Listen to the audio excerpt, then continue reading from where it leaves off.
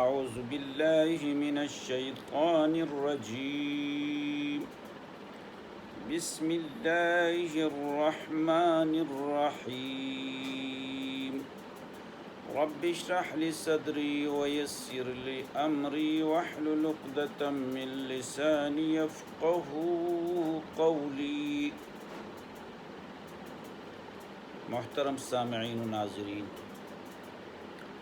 آج درس قرآن حکیم کے سلسلے میں سورہ زمر کی آیات نمبر 4 اور 5 کو لے کر آپ لوگوں کی خدمت میں حاضر ہوں۔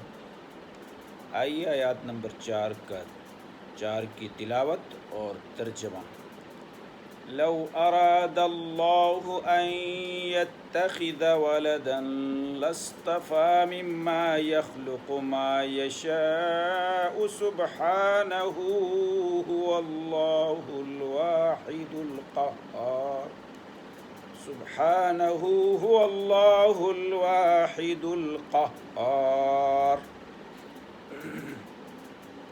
اگر خدا کسی کو اپنا بیٹا بنانا چاہتا تو اپنی مخلوق میں سے جس کو چاہتا انتخاب کر لیتا۔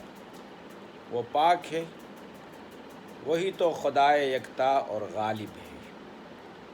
ترجمہ ایک مرتبہ پھر، اگر خدا کسی کو اپنا بیٹا بنانا چاہتا تو اپنی مخلوق میں سے جس کو چاہتا انتخاب کر لیتا۔ وہ پاک ہے، وہی تو خدائے یکتا اور غالب ہے۔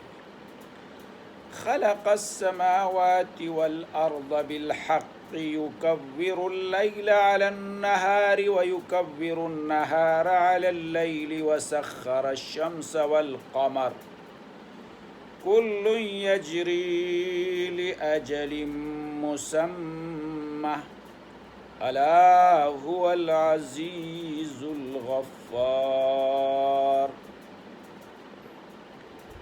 اسی نے آسمانوں اور زمین کو تدبیر کے ساتھ پیدا کیا، اور وہی رات کو دن پر لپیٹتا اور وہی دن کو رات پر لپیٹتا ہے، اور اسی نے سورج اور چاند کو بس میں کر رکھا ہے، سب ایک وقت مقررہ تک چلتے رہیں گے، دیکھو وہی غالب اور بخشنے والا ہے۔ ترجمہ ایک بار پھر، اسی نے آسمانوں اور زمین کو تدبیر کے ساتھ پیدا کیا ہے، اور وہی رات کو دن پر لپیٹتا اور وہی دن کو رات پر لپیٹتا ہے۔ اسی نے سورج اور چاند کو بس میں کر رکھا ہے، سب ایک وقت مقررہ تک چلتے رہیں گے، دیکھو وہی غالب اور بخشنے والا ذات ہے۔ یہ تو آیات کریمہ کا بامحاورہ ترجمہ جو آپ لوگوں کے سامنے پیش کیا۔ اب آئیے ان 2 آیاتوں کا مختصر مفہوم آپ کو بتاتے چلے۔ یعنی اللہ کا بیٹا ہونا تو سرے سے ہی ناممکن ہے۔ اگر کوئی چیز ہے تو وہ صرف یہ ہے کہ کسی کو اللہ برگزیدہ کر لے، اور برگزیدہ بھی جس کو وہ کرے گا لا محالہ وہ مخلوق ہی میں سے کوئی ہوگا۔ انتخاب جس کو کرے گا مخلوق ہی میں سے کوئی ہوگا، کیونکہ اللہ کے سوا دنیا میں جو کچھ بھی ہے وہ مخلوق ہے۔ اب یہ ظاہر ہے کہ مخلوق خواہ کتنی ہی برگزیدہ ہو جائے، اولاد کی حیثیت اختیار نہیں کر سکتی، کیونکہ خالق اور مخلوق میں عظیم الشان جوہری فرق ہے، اور ولدیت لازماً والد اور اولاد میں جوہری اتحاد کی مقتضی ہے۔ اس کے ساتھ یہ بات بھی ذہن میں رہنی چاہیے کہ اگر اللہ کسی کو بیٹا بنانا چاہتا تو ایسا کرتا کہ الفاظ استعمال کیے گئے ہیں جن سے خود بخود یہ مفہوم نکلتا ہے کہ اللہ نے ایسا کرنا کبھی نہیں چاہا، اس طرز بیان سے یہ بات ذہن نشین کرنی مقصود ہے کہ کسی کو بیٹا بنا لینا تو درکنار، اللہ نے تو ایسے کرنے کا کبھی ارادہ بھی نہیں کیا ہے۔ آگے کچھ دلائل بیان کرتے ہیں اللہ تبارک و تعالیٰ کے اولاد سے مبرہ ہونے کی، جن سے عقیدہ ولدیت کی تردید کی گئی ہے۔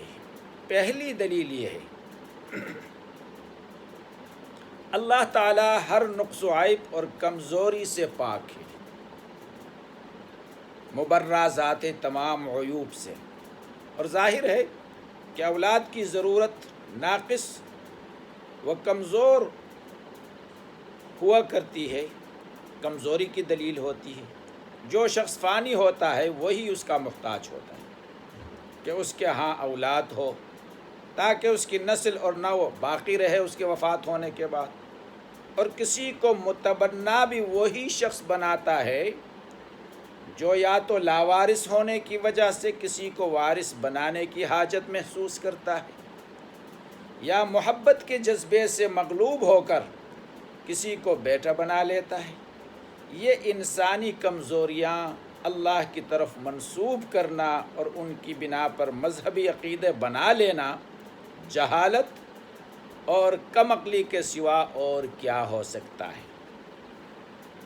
دوسری دلیل اللہ کے اولاد سے مبرہ ہونے کی یہ ہے کہ وہ اکیلا اپنے ذات میں واحد ہے، کسی جنس کا فرد نہیں ہے۔ وہ ظاہر ہے کہ اولاد لازماً ہم جنس ہوا کرتی ہے، نیز اولاد کا کوئی تصور ازواج کے بغیر نہیں ہو سکتا ہے، اور ازواج بھی ہم جنس سے ہی ہو سکتا ہے۔ لہٰذا وہ شخص انتہائی جاہل اور نادان کہے اس کو جو اس یکتا ہستی کے لیے اولاد تجویز کرتا ہے، اس کی ہم جنسیت نہیں ہے۔ تیسری دلیل اس کے اولاد سے مبرہ ہونے کی کہ وہ قہار ہے،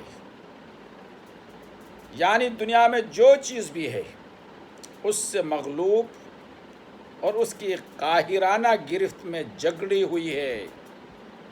اس کائنات میں کوئی کسی درجے میں بھی اس سے کوئی مماثلت نہیں رکھتا جس کی بنا پر اس کے متعلق یہ گمان کیا جا سکتا ہے کہ اللہ تعالیٰ سے اس کا کوئی رشتہ ہے یا کوئی رشتہ نہیں۔